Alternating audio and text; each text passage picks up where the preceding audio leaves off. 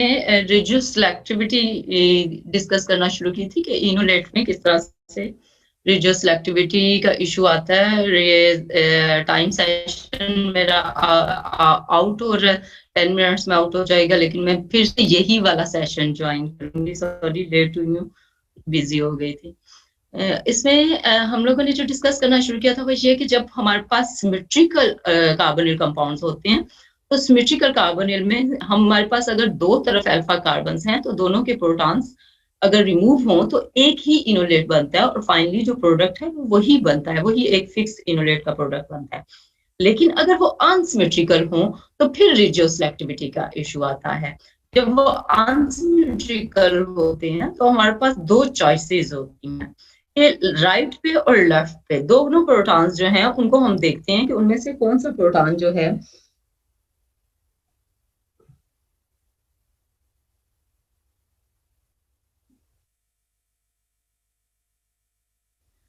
तो उसमें हम क्या करेंगे कि आपने जो पहला इशू देखना है वो ये कि कौन सा प्रोटॉन आसानी से अवेलेबल हो सकता है, क्योंकि बेसिक प्रिंसिपल यही है कि बेस से हमने प्रोटॉन एब्स्ट्रैक्ट करना है। तो हम पहली चीज ये देखेंगे कि कौन सा प्रोटॉन रिमूव हो सकता है, आसानी से रिमूव हो सकता है। तो हम कहते हैं आसानी से रिमूव हो सकता है, मीन्स कि जो ज्यादा एक्सेसिबल है, आसान अवेलेबल है। तो हम जो लेस हिंडर्ड होगा वो ज्यादा इजीली अवेलेबल होगा, और जो लेस हिंडर्ड होगा वो कंपैरेटिवली मोर एसिडिक भी होगा, क्योंकि अगर आप लेफ्ट को देखें तो वहां दो सब्स्टिट्यूएंट्स लगे हुए हैं, अगर आप राइट को देखें तो वहां एक सब्स्टिट्यूएंट लगा हुआ है। और जितने सब्स्टिट्यूएंट्स जो इलेक्ट्रॉन डोनेटिंग अल्किल ग्रुप्स हैं वो अगर लगे हुए होंगे तो हम कहेंगे कि अल्फा कार्बन का प्रोटॉन जो है ये ज्यादा एसिडिक प्रोटॉन है। तो जहां ज्यादा सब्स्टिट्यूशन है वो लेस एसिडिक हो गया, जहां कम सब्स्टिट्यूशन है वो ज्यादा एसिडिक हो गया। तो एक डिसीजन हमने इस बात पे लिया कि ज्यादा एसिडिक कौन सा प्रोटॉन है। दूसरी डिसीजन हमने इस बात पे लिया कि एक्सेसिबल क्या है, हिंडर्ड होके छुपा हुआ नहीं है बल्कि आसानी से अवेलेबल है, एक्सेसिबल है। सो दो इंपॉर्टेंट पॉइंट्स हमने डिस्कस किए अभी। अब इन दोनों पॉइंट्स को अगर हम देखें तो उसके अकॉर्डिंग हम कहते हैं कि क्योंकि राइट पे जो प्रोटॉन अगर मैं एब्स्ट्रैक्ट करूं तो ये इजी अवेलेबल और ज्यादा एसिडिक है, that's why it will be favoured to remove, और ये इजीली रिमूवेबल होगा। और जब मैं इससे प्रोडक्ट बनाऊं तो फिर ये वाला प्रोडक्ट बनेगा। और इसके साथ अगर मैं सब्स्टिट्यूशन देखूं तो मैं कहूंगी एक सब्स्टिट्यूशन अटैच्ड है, एक तो ऑक्सीजन इनोलेट की है। तो इस साइड पे अगर आप एक कार्बन को देखें, एक तो कार्बन जो है उसकी दोनों साइड पे सब्स्टिट्यूशन होनी ही होनी है। तो दूसरी साइड पे अगर हम देखें तो एक सब्स्टिट्यूशन है, तो is less substituted, that's why it will be considered as kinetic enolate. अगर मैं दूसरे को देखूं तो दूसरे पे क्या है कि दूसरे पे हमारे पास दो सब्स्टिट्यूशंस अटैच्ड हैं। अब उसे हमने कहा था ये प्रोटॉन हिंडर्ड है, मुश्किल से निकलेगा, फिर हमने कहा कंपैरेटिवली लेस एसिडिक है। और थर्ड इंपॉर्टेंट चीज जो हमने इसकी देखी वो हमने इसकी ये देखी कि जो प्रोडक्ट बनता है वो ज्यादा सब्स्टिट्यूट बनता है। फिर जब हम ये कह देते हैं कि एक लेस सब्स्टिट्यूटेड बनता है, एक मोर सब्स्टिट्यूटेड बनता है, तो हम कहते हैं लेस सब्स्टिट्यूटेड जो है वो लेस स्टेबल होगा और मोर सब्स्टिट्यूटेड जो है वो मोर स्टेबल होगा। अब जिसे हम कहेंगे लेस स्टेबल है लेकिन आसानी से बनता है, उसे हम कहते हैं काइनेटिकली कंट्रोल्ड है। जिसे हम कहते हैं कि मोर सब्स्टिट्यूटेड और मोर फेवर्ड है लेकिन बनता थोड़ा मुश्किल से है, वो थर्मोडायनामिकली कंट्रोल्ड होगा। सो ये बेसिक प्रिंसिपल इसी तरह से है जैसे हम कहते हैं कि हम कोई भी डिसीजन जब लेते हैं तो जल्दी का जो डिसीजन होता है, वो जो जल्दी का डिसीजन होता है वो रेट ऑफ रिएक्शन कंट्रोल कर रहा होता है, सो वो काइनेटिकली कंट्रोल्ड होता है। जो जल्दी का नहीं, सोच समझ के डिसीजन लेते हैं, और सोच समझ के हमेशा वो डिसीजन होगा जो स्टेबल प्रोडक्ट देगा। तो जो स्टेबल प्रोडक्ट देगा वो थर्मोडायनामिकली कंट्रोल्ड होगा। सो जिसे रिएक्शन की थर्मोडायनामिक्स मींस के एनर्जी के पॉइंट ऑफ व्यू से हम देख रहे होंगे कि एनर्जी किसकी कम है, वो उसके पॉइंट ऑफ व्यू से अगर होगा तो वो थर्मोडायनामिकली कंट्रोल्ड होगा।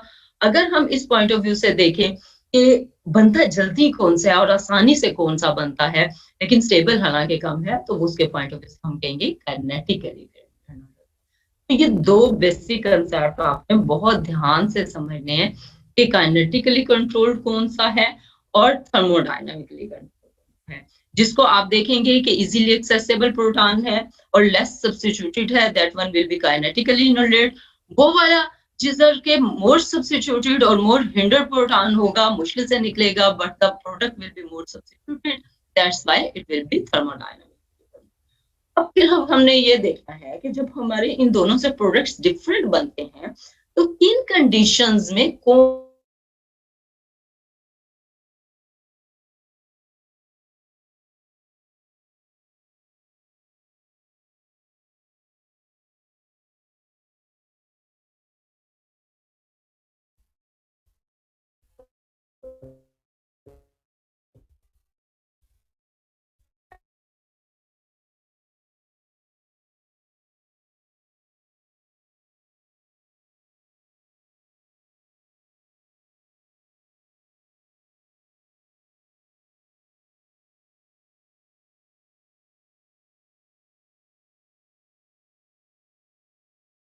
प्रोडक्ट हैं, दे आर इंटरकन्वर्टेबल, ये रिवर्सिबल रिएक्शन होते हैं। क्योंकि तो अगर एक प्रोटॉन एक जगह से निकला और इनोलेट बना और कोई ऐसी कंडीशंस हो कि वो वापस हो सके, तो पहले कौन सा बनेगा? वो जो काइनेटिकली कंट्रोल्ड होगा, क्योंकि वो क्विक डिसीजन में हो रहा होगा।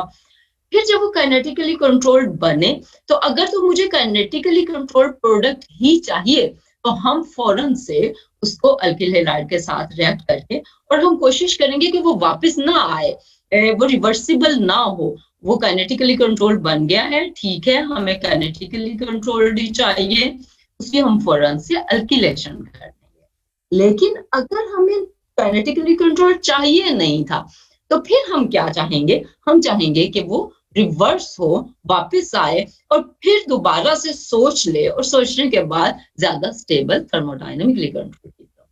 तो इसका मतलब ये हुआ कि whenever I want to have kinetically controlled product, I always try the conditions which are irreversible, favor irreversible reaction। और जब भी कंडीशंस रिवर्सिबिलिटी की तरफ लेके आएंगी, हमें फौरन समझ जाना चाहिए कि ये फिर थर्मोडायनामिकली प्रोडक्ट देंगे। सो बेसिक प्रिंसिपल जो याद रखना है वो आपने ये कि अगर रिएक्शन कंडीशंस इतनी कंट्रोल्ड हों कि वो इरिवर्सिबल हों, तो तब हम काइनेटिकली कंट्रोल की तरफ जा सकते हैं। और अगर रिएक्शन कंडीशंस ऐसी हैं कि रिवर्सिबल हो सकती हैं, तो इट मींस कि वो ज्यादा स्टेबल थर्मोडायनामिकली कंट्रोल। अब यहाँ अगर आप देखें तो R और R प्राइम मेंशन्ड है, बेस अटैच हुई हुई है।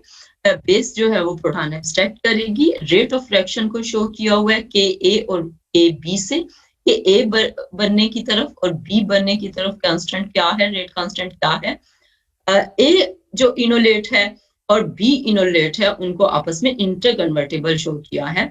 और वो इंटरकन्वर्टेबल कैसे होते हैं? इसी तरह से होते हैं कि पहले वो रिवर्स होके इनोलेट बनेंगे और इनोलेट कार्बोनिल बनेंगे और कार्बोनिल फिर से इनोलेट बनेंगे।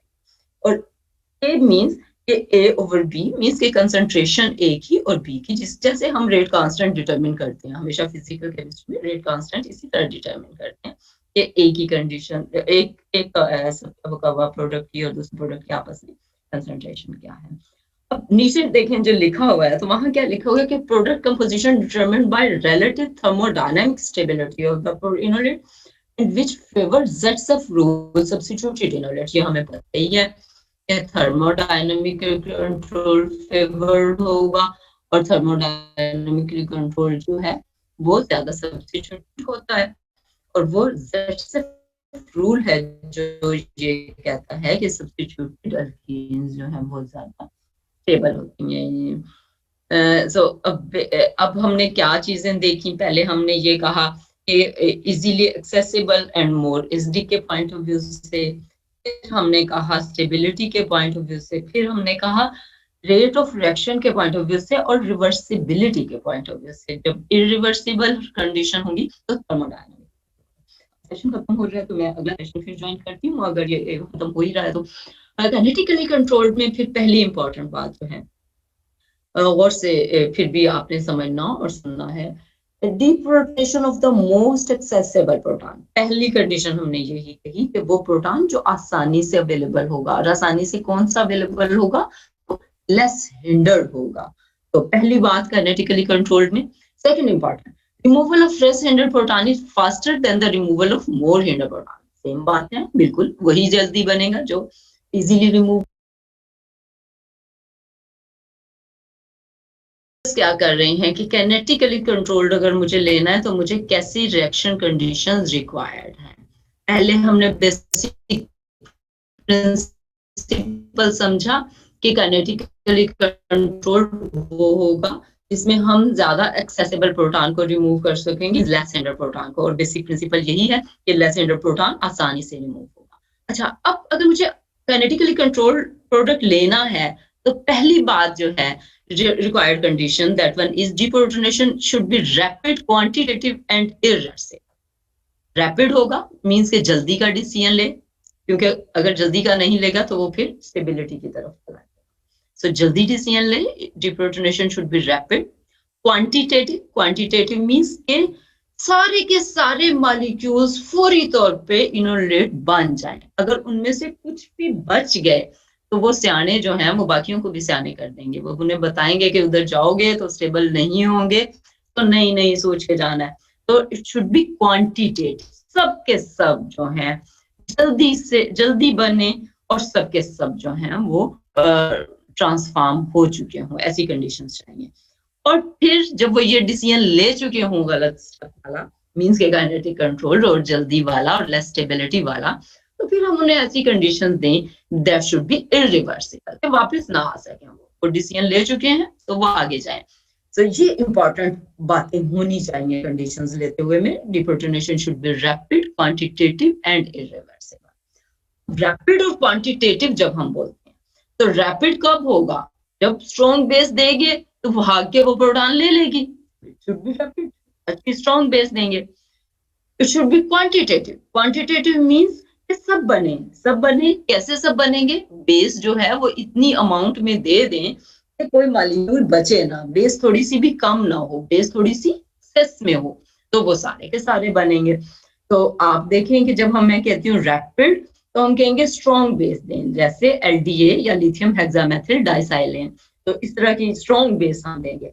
फिर क्वांटिटेटिव हो, क्वांटिटेटिव से मुराद कि हम बेस की अमाउंट अच्छी रखें, ज्यादा रखें। रिवर्सिबल हो, वापस ना आने के लिए कंडीशन क्या बताइए? एप्रोटिक सॉल्वेंट दे दें आप। अगर आपने प्रोटिक सॉल्वेंट दिया, थोड़ा सा भी प्रोटॉन का ट्रेसेस भी हुए तो क्या हो जाएगा? इनोल बन जाएगा, और इनोल बन के वो वापस कार्बोनिल बन जाएगा। और जब कार्बोनिल बन गया तो अब वो दोबारा, क्योंकि एक डिसीजन वो ले चुका है काइनेटिकली कंट्रोल्ड का जो लेस स्टेबल था, तो सेकंड टाइम वो क्या करेगा कि वो ज्यादा स्टेबल की तरफ जाएगा। तो रिवर्सिबल हमने उसे बिल्कुल नहीं होने देना। अगली कंडीशन क्या है? That one is absence of excess ketone. Absence of excess ketone का यही मतलब है कि कोई कीटोन से मुराद कौन है यहाँ पे? सबस्ट्रेट, जो स्टार्टिंग कंपाउंड है, तो वो एक्सेस ना हो। एक्सेस वो कैसे नहीं होगा? वो इसी तरह नहीं होगा कि हम बेस थोड़ी सी एक्सेस में रखें ताकि सबके सब ट्रांसफॉर्म हो। अगर थोड़ी सी भी एक्सेस हुई, ये बचे हुए तो आपने बेसिक प्रिंसिपल पढ़ा हुआ है जो लीच एटलियर का प्रिंसिपल है, कि उसमें ये होता है कि जितनी अमाउंट जिस डायरेक्शन में होगी, डायरेक्शन उसी की फेवर्ड में जाना शुरू कर देती। तो अगर वापस ज्यादा अमाउंट पड़ी होगी तो डायरेक्शन जितने बने हैं वो भी वापस आना शुरू हो जाते हैं। तो इसलिए हम हमेशा कीटोन को एक्सेस में ना हो, ऐसी कंडीशंस हो कि कीटोन एक्सेस में ना हो, इनोलेट ही एक्सेस में हो, रिवर्सिबल ना हो, फॉरवर्ड डायरेक्शन में। और फिर ऐसा काउंटर आयन यूज करें, अगर सॉफ्ट काउंटर आयन हो तो वो भी कोई ऐसी रिएक्शन कंडीशंस हो सकती हैं कि जो मेटल काउंटर आयन अटैच्ड है, अगर वो हार्डली बाउंड नहीं है, स्ट्रॉन्ग बाउंड नहीं है, तो थोड़ा बहुत इनोलेट को ये चांस मिल सकता है कि वो रिवर्सिबल है। लेकिन अगर वो टाइटली बाउंड है तो फिर वो उसे बिल्कुल भी चांस नहीं देगी। इसलिए लिथियम की तरह के काउंटर आयन यूज करें जो उसके साथ टाइटली बाउंड हुए हों, ताकि रिएक्शन को रिवर्सिबल ना होने। तो पहले आपने बेसिक कंसेप्ट काइनेटिकली कंट्रोल और थर्मोडायनामिकली कंट्रोल का समझ लिया कि काइनेटिकली कंट्रोल जब हमने बनाना है तो वो हमने लेस हिंडर्ड साइड से प्रोटॉन को रिमूव करना है। जब लेस हिंडर्ड साइड से प्रोटॉन को रिमूव करना है तो वो स्टेबल कम होगा, इसलिए हम उसे काइनेटिकली कंट्रोल कर रहे हैं। उसके लिए जो रिक्वायर्ड कंडीशन है वो ये हैं कि deprotonation should be rapid, quantitative and irreversible. Rapid means कि वो should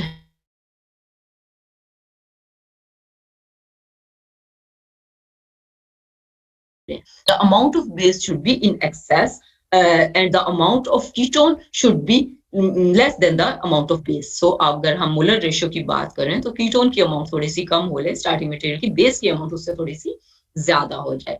The solvent should be aprotic so that reversibility can be controlled and the counter ion should be tightly bounded with enolates so that we can control the reversibility. Reaction conditions को irreversible रखने की आपने ये सारी की सारी conditions देखी हैं. It should be rapid, it should be qualitative, it should be irreversible, base should be strong like LDA or lithium hexamethyl disilane. Aprotic solvent should be used so that reversibility can be controlled. Excess of ketone should be avoided so that reversibility can be controlled. The metal counter ion should be tightly bounded so that reversibility can be controlled. So her step में हमने reversibility done. समझ में आ गया?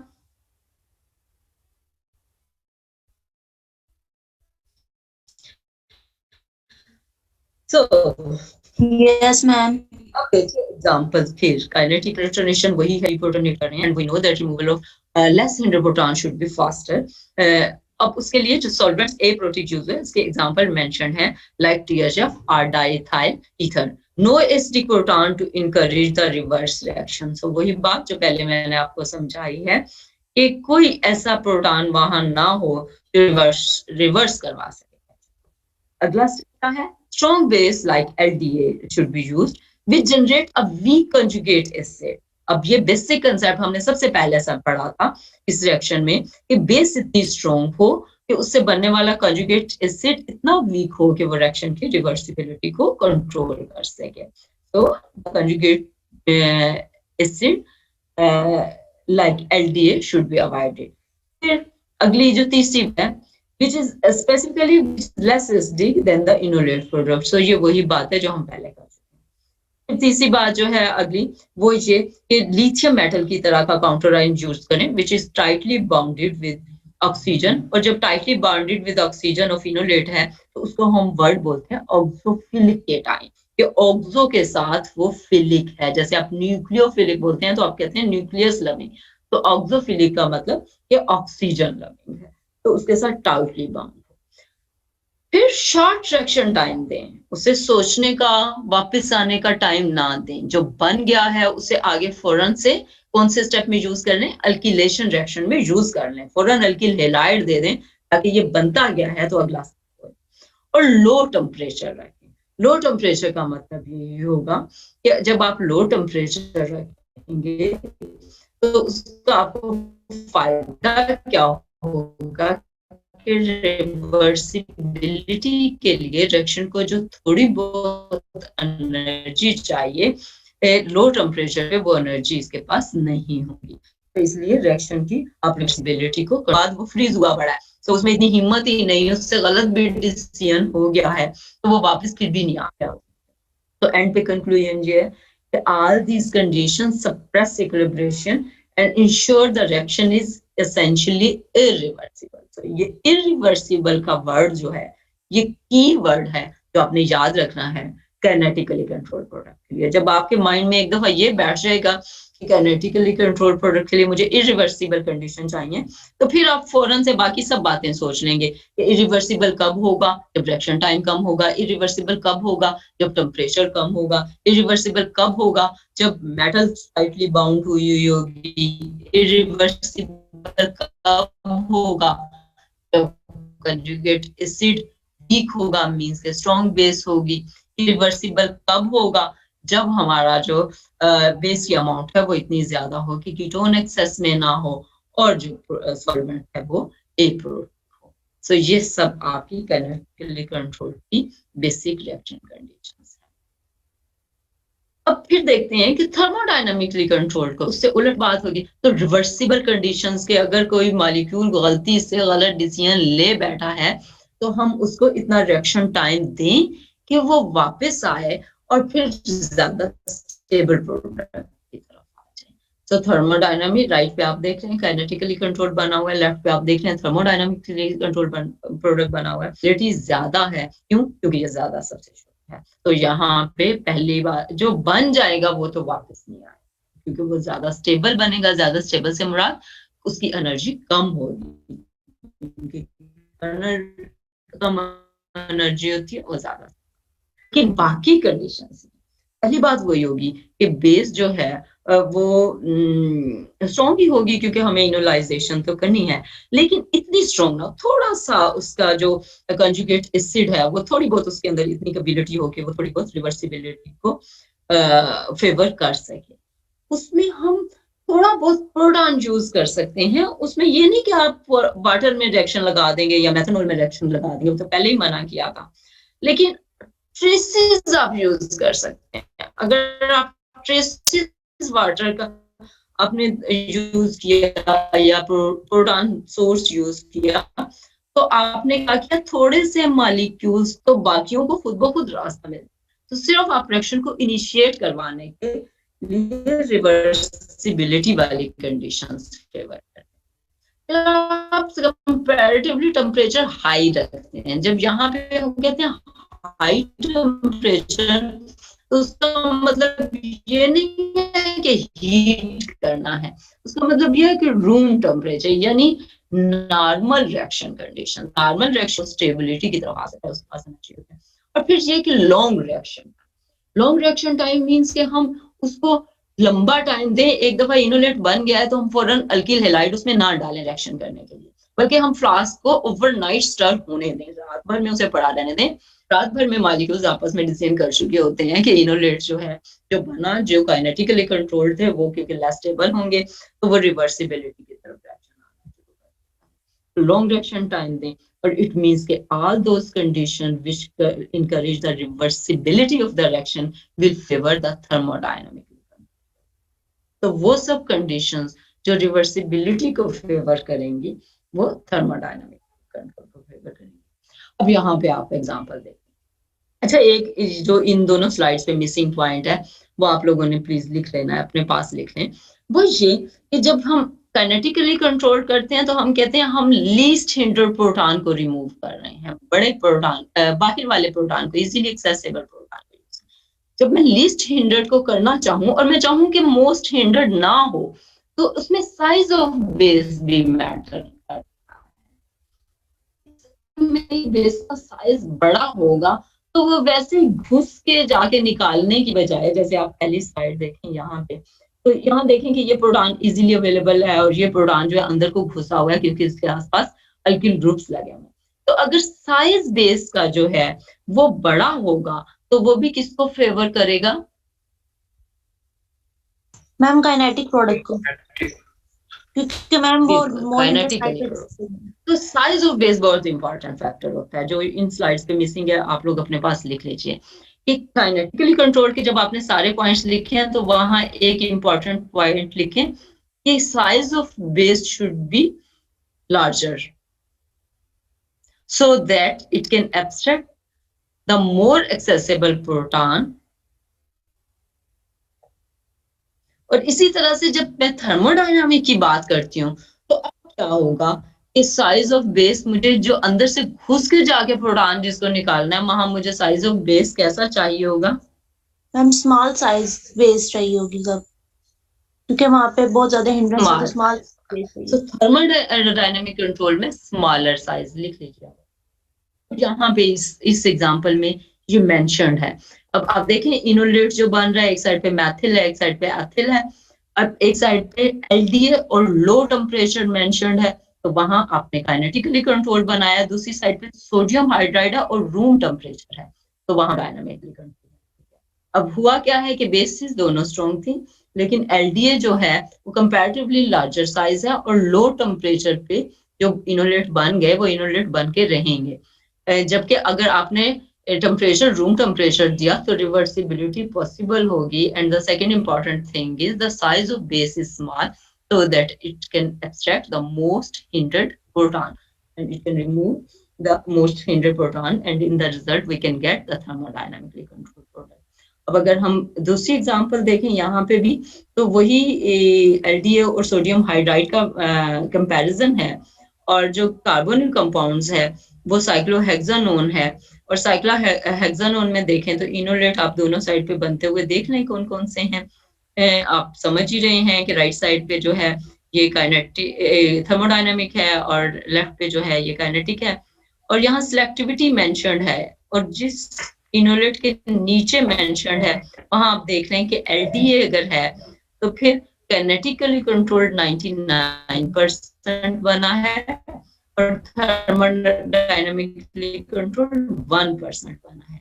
जहां sodium hydride है वहां पे kinetically control 25% बना है और जो थर्मोडायनामिकली कंट्रोल्ड है वो 75%। सो इस तरह से हमें अपनी रिएक्शन कंडीशंस एडजस्ट करनी पड़ती हैं और रिएक्शन कंडीशंस एडजस्ट कर परसेंट उसी डायरेक्शन में होगा जिधर हम चाह रहे हैं। हमें मेंटली प्रिपेयर रहना पड़ेगा। हमारे पास एंड बन सकता है जो हमारा जो है वो प्योरीफाई करना पड़ेगा।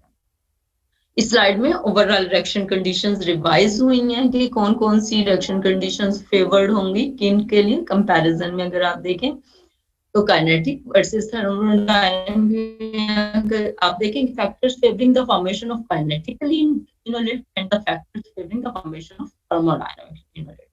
जब हम कहते हैं kinetically enolate then we will say that we required a protosolvent like PHF and ether so that no SD proton to encourage the reverse reaction. But for thermodynamically controlled product, we will use a small amount of protosolvent such as methanol or ethanol, which has slightly more SD protons than the inolate and favor the formation of enol. Reversibility के लिए पहले enol बनाएगा and then it will reverse in the by tautomerization factor. The starting carbonyl compound means the reverse reaction कर देगा. Again, a very strong base should be used like LDA, which can generate a weak acid so that we can control the reversibility of the reaction. और जब हम thermodynamically control की बात करते हैं तो अच्छा यहाँ जब वर्ड लिखा हो वीक बेस तो इसका मतलब ये नहीं कि बहुत वीक बेस, इसका मतलब यही है कि इनके कंपैरिजन में आप थोड़ी सी वीकर बेस ले सकते हैं। अदरवाइज आपने देखे ही है कि एलडीए हमने थर्मोडायनामिकली कंट्रोल के लिए आप यूज कर सकते हैं लेकिन हम साइज के अकॉर्डिंग भी तो ऐसा नहीं है कि उसमें आप बिल्कुल ही यूज नहीं करेंगे। यहाँ पे आप ऑक्सोफिलिक यूज करेंगे तो यहाँ पे जब हमने कहा टाइटली बाउंड हो तो यहाँ हम फिर क्या कहेंगे थोड़ा सा लूजली बाउंड हो। जो यहाँ नहीं लिखा होगा वहां आप ऐड कर लीजिएगा कि मेटल का साइज थोड़ा सा अगर बड़ा हुआ such as magnesium such as potassium. Potassium best example है कि अगर आप पोटाशियम हाइड्राइड यूज करते हैं तो पोटाशियम हाइड्राइड में ये बड़ी अच्छी चीज है, एक तो उसका साइज छोटा है और एक ये कि पोटाशियम जो है वो लूजली बाउंड है ऑक्सीजन के साथ। तो यहाँ जो मेंशन नहीं है यहाँ आप मेंशन कर लें, पोटाशियम हाइड्राइड को मेंशन कर लें। फिर इधर आपको लो टेम्परेचर चाहिए, यहाँ आपको हाई टेम्परेचर चाहिए। जब काइनेटिकली कंट्रोल रहना है तो आपने शॉर्ट रिएक्शन टाइम देना है, थर्मोडायनामिकली कंट्रोल देना है तो आपको लॉन्ग रिएक्शन टाइम देना है। और जो काइनेटिकली फेवर्ड कंडीशंस हैं वो इरिवर्सिबल कंडीशंस हैं और जो थर्मोडायनामिकल कंट्रोल की है वो रिवर्सिबल कंडीशंस हैं। अब फिर एक कंपैरिजन सामने है आपके और इसमें क्या हो रहा है कि आपका स्टार्टिंग कार्बोनिल कंपाउंड है, एक अल्किल ग्रुप लगा हुआ है। अब आप समझ रहे हैं ए और बी में से कौन सा काइनेटिकली कंट्रोल्ड है और कौन सा थर्मोडायनामिकली कंट्रोल्ड है। जो हिंडर्ड है ए ये काइनेटिकली कंट्रोल्ड है, जो मोर हिंडर्ड है बी ये थर्मोडायनामिकली कंट्रोल्ड है। अब देखिए बेस का साइज है शुरू कीजिए। अब लिथियम की बेस है लेकिन लिथियम के साथ जो है वो आइसोप्रोपिल ग्रुप लगा हुआ है। सो लिथियम डाइआइसोप्रोपिल ग्रुप पे टेम्परेचर आप 0 पे रख रहे हैं, आपका 99% काइनेटिकली कंट्रोल्ड। इसी तरह से हेक्सामेथिल डाइसेलेन जब आप यूज कर रहे हैं अगेन तो बेस का साइज क्योंकि बहुत बड़ा है और आप लो टेम्परेचर पे रिएक्शन कर रहे हैं तो फिर रिएक्शन 95% काइनेटिकली कंट्रोल। आगे देखिए तो बेस जो है वो आपने फिर साइज उसका बड़ा ही रखा है और अब आपने लिथियम की बेस यूज की है और जैसे एलडीए होता है उसकी बजाय जैसे ब्यूटी लिथियम होता है उसी तरह से ट्राइफेनिल टर्शी कार्बोनिल बन गई, 3 फेनल लग के और उसके साथ लिथियम अटैच है। तो इसके साथ अगर आप कर रहे हैं फिर भी काइनेटिकली कंट्रोल प्रोडक्ट है। लेकिन अगर अब आप यहाँ डिफरेंस और करें, यहाँ लिथियम था और यहाँ पोटाशियम था, बाकी सेम चीज है, लिथियम और पोटाशियम, और यहाँ पे टेम्परेचर -78 था, यहाँ 25 डिग्री है। तो आप सिलेक्टिविटी देखें तो लिथियम और लो टेम्परेचर पे 90% काइनेटिक था, लेकिन जब आपने मेटल को थोड़ा सा बड़ा कर दिया और टेम्परेचर को थोड़ा सा हाई कर दिया तो अब वो 67% का रह गया। तो इस तरह से आप उसे थोड़ा सा चेंज कर सकते हैं। इसी तरह से फर्दर आप देखें तो इसी रिएक्शन को अगेन आप यूज कर रहे हैं, टेम्परेचर आप देख रहे हैं रूम टेम्परेचर पे, ये सेम कंडीशंस रिवाइज हो गई हैं। ये मुझे लगता है गलत टाइप हुआ है, हमें को सोडियम होना चाहिए था, पहले वाले को lithium then sodium then potassium, तो फिर ये वाला सीक्वेंस बनता है क्योंकि ये दोनों पोटाशियम मेंशन है, दोनों 25 मेंशन है और रिजल्ट डिफरेंट है, तो ये नहीं होना चाहिए था। तो यहाँ क्योंकि मैंने कॉपी पेस्ट किया है कहीं से लेके, तो यहाँ आप सोडियम कर लें, यहाँ पोटाशियम कर लें। अगली एग्जांपल सोडियम हाइड्राइड की है। सोडियम हाइड्राइड क्योंकि अब हमें पता है कि सोडियम हाइड्राइड जो है वो छोटे साइज की बेस है और सोडियम जो है वो लूज मेटल है, तो ये रिवर्सिबिलिटी को फेवर करेगा और अब हमारे पास 74% तो फिर आप वही बेस देखें जो लिथियम की और ट्राइफेनिल के साथ थी, तो -78 डिग्री पे 90% काइनेटिकली कंट्रोल, लेकिन अगर रूम टेम्परेचर पे हम ले आए उसे 25 डिग्री सेंटीग्रेड टेम्परेचर हाई कर दिया तो फिर 90% थर्मोडायनामिक। तो सब फैक्टर्स डिपेंड करेंगे, कोई एक फिक्स फैक्टर हम नहीं कर सकते और कोई एक फिक्स फैक्टर पे हम डिसीजन भी नहीं ले सकते। हम हमेशा एक्सपेक्ट करेंगे कि whenever we have unsymmetrical carbon in starting material we will have the mixture of kinetic and thermodynamically controlled। हम रिएक्शन कंडीशन से एडजस्ट तो कर सकते हैं, एक फेवर तो कर सकते हैं, लेकिन 100% हम एक की सिलेक्टिविटी कंडीशन से पॉसिबल नहीं है। रिएक्शन कंडीशन से हम 100% सिलेक्टिव मुश्किल होता है, सम टाइम दे सकता है लेकिन हमेशा नहीं, कुछ ना कुछ हम मिक्सचर एक्सपेक्ट करेंगे। तो कोई क्वेश्चन है तो पूछ लीजिए। आज का लेक्चर इतना ही था आपका।